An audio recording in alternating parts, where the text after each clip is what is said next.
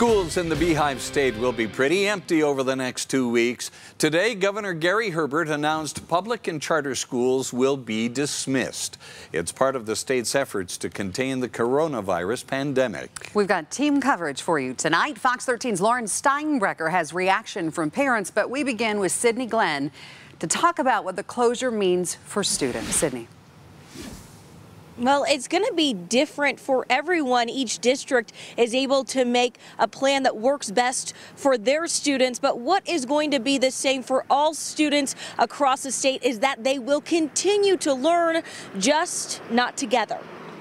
We're not quarantining every child in the state of Utah. Not quarantining, but attempting to separate Utah students in an effort to prevent the spread of COVID-19 or the novel coronavirus. Clearly, the answer is proactively addressing things.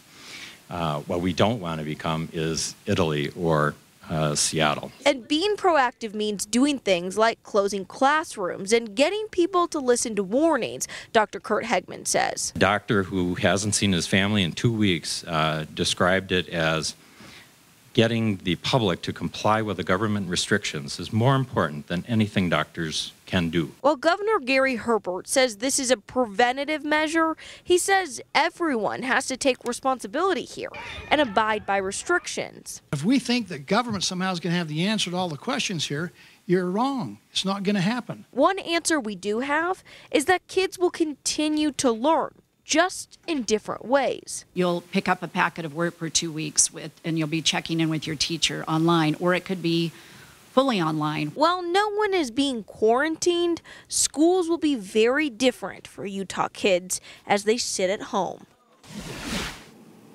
School leaders have 2 school days to finalize their plan, so you should be on the lookout from your child's school to see exactly what these next few weeks will be like.